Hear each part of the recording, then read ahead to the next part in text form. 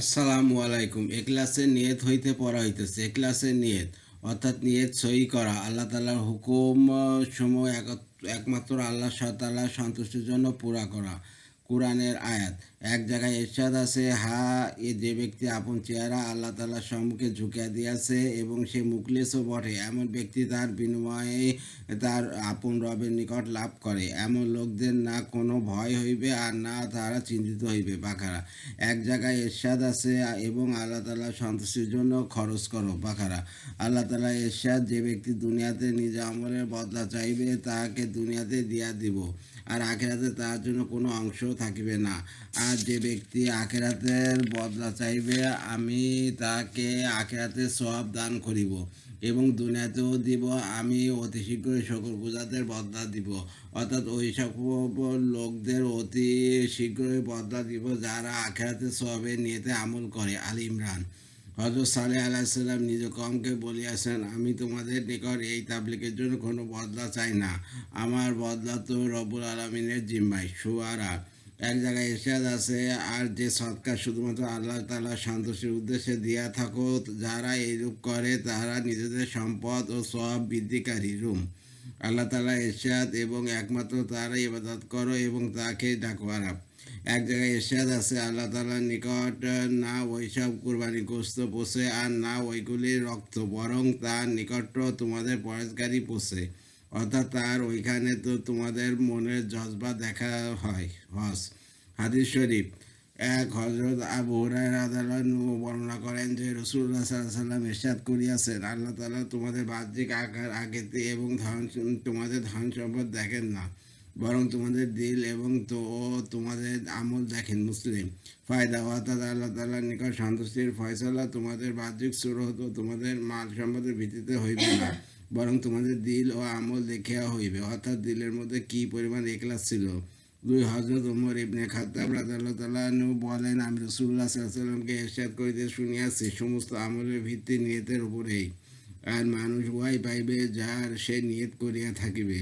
অতএব যে ব্যক্তি আল্লাহ তাআলা ও তার রাসূলের জন্য হিজরত করিল, অর্থাৎ আল্লাহ তাআলা ও তার রাসূলের সন্তুষ্টি ছাড়া তার হিজরতের কোনো কারণ ছিল না, তবে তার হিজরত আল্লাহ তাআলা ও তার রাসূলের জন্যই হইবে, অর্থাৎ এই হিজরতের জন্য সে সওয়াব পাইবে। আর যে ব্যক্তি কোনো দুনিয়াবী স্বার্থ অথবা কোনো নারীকে বিবাহ করার জন্য হিজরত করিল, তার হিজরত আল্লাহ তাআলা ও তার রাসূলের জন্য হইবে না, বরং অন্য যে উদ্দেশ্য নিয়েতে সে হিজরত করিয়াছে আল্লাহ তাআলার নিকটেও তার হিজরত ওই উদ্দেশ্যের জন্য সাব্যস্ত হইবে। বুখারী তিন হযরত আবু হুরায়রা রাদিয়াল্লাহু আনহু হইতে বর্ণিত আছে যে নবী করিম সাল্লাল্লাহু আলাইহি ওয়াসাল্লাম ইরশাদ করিয়াছেন, কিয়ামতের দিন লোকদেরকে তাদের নিয়ত অনুযায়ী উঠানো হইবে, অর্থাৎ প্রত্যেকের সঙ্গে তার নিয়ত অনুযায়ী ব্যবহার করা হইবে। ইবনে মাজাহ চার হযরত আয়েশা রাদিয়াল্লাহু আনহা বলেন, রাসূলুল্লাহ সাল্লাল্লাহু আলাইহি ওয়াসাল্লাম ইরশাদ করিয়াছেন, কোনো এক বাহিনী কাবা ঘরের উপর আক্রমণ করিবার নিয়তে বাহির হইবে, যখন তারা একটি মরু প্রান্তরে পৌঁছবে তখন তাদেরকে জমিনে ধসায় দেওয়া হইবে। হযরত আয়েশা রাদিয়াল্লাহু আনহা বলেন, আমি আরজ করিলাম, ইয়া রাসূলুল্লাহ, সকলকে কিভাবে ধসায় দেওয়া হইবে, অথচ সেখানে বাজারের লোকজনও থাকিবে এবং ওইসব লোকও থাকিবে যারা এই বাহিনীতে শরিক হইবে না। তিনি ইরশাদ করিলেন, সকলেই ধসিয়া দেওয়া হইবে, অথবা নিজেদের নিয়ত অনুযায়ী তাদের হাসর হইবে, অর্থাৎ কিয়ামতের দিন তাদের নিয়ত অনুযায়ী তাদের সহিত আচরণ করা হইবে। বুখারী পাঁচ হযরত আনাস ইবনে মালিক রাদিয়াল্লাহু আনহু হইতে বর্ণিত আছে যে রাসূলুল্লাহ সাল্লাল্লাহু আলাইহি ওয়াসাল্লাম ইরশাদ করিয়াছেন, তোমরা মদিনায় এমন কিছু লোক রাখিয়া আসিয়াছ, তোমরা যে পথে চলিয়াছ, যা কিছুই তোমরা খরচ করিয়াছ, যে কোনো পাহাড়ি এলাকায় তোমরা অতিক্রম করিয়াছ, তারা ওই সমস্ত আমলের বিনিময় ও সওয়াবের মধ্যে তোমাদের সহিত শরীক রহিয়াছে।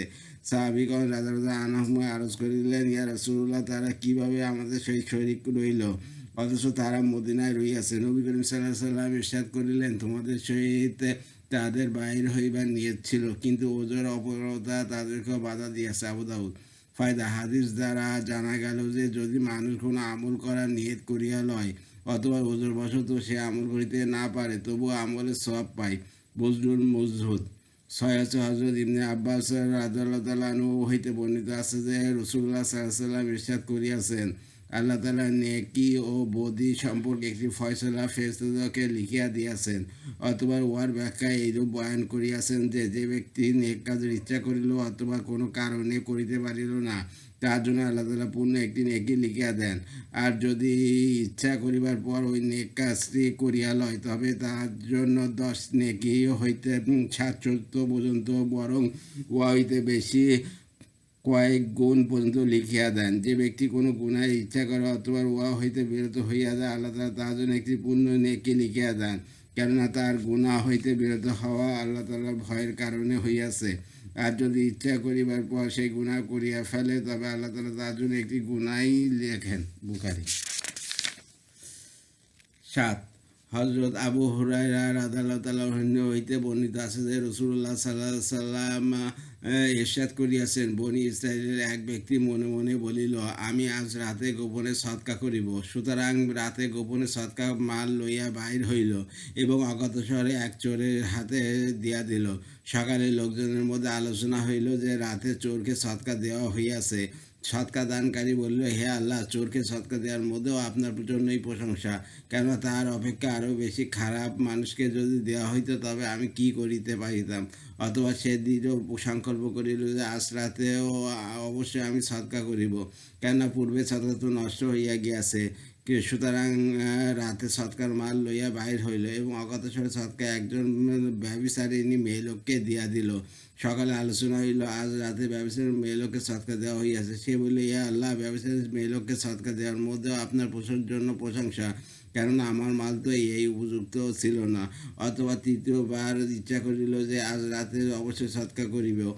অতএব রাতে সৎকার মাল লইয়া বাহির হইল এবং উহা একজন ধনী ব্যক্তির হাতে দিয়া দিল। সকালে আলোচনা হইল যে, রাতে একজন ধনী ব্যক্তিকে সৎকা দেওয়া হইয়াছে। সৎকা দানকারী বলিল, হে আল্লাহ, চোর, ব্যভিচারিণী মেয়েলোক ও ধনী ব্যক্তিকে সৎকা দেওয়ার উপর আপনারই প্রশংসা, কেননা আমার মাল তো এইরূপ লোকদের উপযুক্তও ছিল না। স্বপ্নে বলিয়া দেওয়া হইল যে, তোমার সৎকা কবুল হইয়া গিয়াছে। তোমার সৎকা চোরের ওপর এই জন্য করা হইয়াছে যে, হইতে পারে সে চুরির অভ্যাস হইতে তওবা করিয়া লইবে। ব্যভিচারিণী মেয়েলোকের জন্য ওপর এই জন্য হইতে পারে যে, সে ব্যভিচার হইতে তওবা করিয়া লইবে। যখন সে দেখিবে যে ব্যভিচার ছাড়াও আল্লাহ তাআলা দান করেন, তখন তার অনুভূতি আসিবে। আর ধনীর ওপর এই জন্য, যাহাতে সে শিক্ষা লাভ করে যে আল্লাহ তাআলার বান্দারা কী রূপে গোপনে সৎকা করে। এই কারণে হতে পারে সেও ওই সমস্ত মাল হইতে যা আল্লাহ তাআলা তাকে দান করিয়াছেন, আল্লাহ তাআলার পথে খরচ করিতে আরম্ভ করিবে। বুখারী। ফায়দা, এই ব্যক্তি ইখলাসের কারণে 3টি সদকায় আল্লাহ তাআলা কবুল করিয়া নিয়াছেন। 8 হযরত আব্দুল্লাহ ইবনে ওমর রাদিয়াল্লাহু আনহু বলেন, আমি রাসূলুল্লাহ সাল্লাল্লাহু আলাইহি ওয়াসাল্লামকে ইরশাদ করিতে শুনিয়াছি, তোমাদের পূর্ববর্তী কোনো উম্মতে 3 ব্যক্তি একসঙ্গে সফরে বাহির হইল। চলিতে রাত্র হইয়া গেল। তখন রাত্রি যাপনের জন্য এক গুহায় প্রবেশ করিল। এই সময় পাহাড় হইতে একটি বিরাট পাথর আসিয়া পড়িল এবং গুহার মুখ বন্ধ করিয়া দিল। ইহা দেখিয়া তারা বলিল, এই পাথর হইতে রক্ষা পাওয়ার একমাত্র উপায় হইল সকলে নিজ নিজ নেক আমলের ওসিলায় আল্লাহ তাআলার নিকট দোয়া করো। অতএব তাহারা নিজ নিজ আমলের ওসিলায় দোয়া করিল। তাদের মধ্য হইতে এক ব্যক্তি বলিল, হে আল্লাহ, আপনি জানেন আমার বৃদ্ধ পিতামাতা ছিল। আমি তাদেরকে দুধ পান করাবার পূর্বে আমার স্ত্রী, সন্তান ও গোলাম বাদীকে দুধ পান করাইতাম না। একদিন কোনো একটি জিনিসের তালাশে আমাকে অনেক দূরে যাইতে হইল। ফিরে আসিতে আসিতে আমার পিতামাতা ঘুমিয়া পড়িলেন। তবুও আমি তাদের জন্য সন্ধ্যার দুধ দোয়াইছি এবং দুধ পাত্রে লইয়া তাদের খেদমতে হাজির হইয়াছি। তখন দেখিলাম তারা তখনও ঘুমাইতেছেন। তাদেরকে জাগ্রত করা পছন্দ হইল না। তাদেরকে দুধ পান করার পূর্বে স্ত্রী, সন্তান ও গোলামবাদীকে পান করাইতে চাইলাম না। অতএব দুধের পেয়ালা হাতে লইয়া তাদের শিওরে দাঁড়াইয়া তাদের জাগ্রত হওয়ার অপেক্ষা করিতে লাগিলাম। এইভাবে ফজর হইয়া গেল। অথবা তারা জাগ্রত হইলেন, আমি তাদেরকে দুধ দিলাম। তখন তারা নিজেদের সন্ধ্যা অংশের দুধ পান করিলেন। হে আল্লাহ, যদি এই কাজ আর শুধু আপনার সন্তুষ্টির জন্য করিয়া থাকি, তবে এই পাথরের কারণে আমরা যে বিপদে আটকায় আছি, উহা হইতে আমাদেরকে নাজাত দান করুন। এই দোয়ার ফলে পাথর কিছুটা সরিয়া গেল। কিন্তু বাইরে আসা সম্ভব হইল না। রাসূলুল্লাহ সাল্লাল্লাহু আলাইহি ওয়াসাল্লাম ইরশাদ করিলেন, দ্বিতীয় ব্যক্তি দোয়া করি, আয় আল্লাহ, আমার এক চাচাতো বোন ছিল, যে আমার নিকট সবচেয়ে প্রিয় ছিল। আমি একবার তাহার সহিত আমার মনের খায়েশ মিটাবার ইচ্ছা করিলাম, কিন্তু সে রাজি হইল না। অবশেষে এমন এক সময় আসিল যে দুর্ভিক্ষ তাদের আমার নিকট আসিতে বাধ্য করিল। আমি তাহাকে এই শর্তে 120 দিনার দিলাম যে সে নির্জনে আমার সহিত সাক্ষাৎ করিবে। সে রাজি হইয়া গেল। যখন আমি তাহাকে নিজের আয়ত্তে পাইলাম এবং নিজের খায়েশ পূর্ণ করিতে উদ্যত হইলাম, এমন সময় সে বলিল, আমি তোমার জন্য ইয়া হালাল মনে করি না যে তুমি এই মোহরকে অন্যায়ভাবে ভাঙো। ইয়া শুনিয়া আমি নিজের খারাপ এরাদা থেকে বিরত হইয়া গেলাম, তার নিকট হইতে দূরে সরিয়া গেলাম। অথচ তাহার প্রতি আমার যথেষ্ট মহব্বত ছিল এবং আমি সেই স্বর্ণের দিনারও ছাড়িয়া দিলাম, যা তাহাকে দিয়াছিলাম। আয় আল্লাহ, যদি আমি এই কাজ আপনার সন্তুষ্টির জন্য করিয়া থাকি, তবে আমাদের এই মুসিবতকে দূর করিয়া দিন। সুতরাং সেই পাথর আরও কিছুটা সরিয়া গেল, কিন্তু তারপরও বাহির হওয়া সম্ভব হইল না।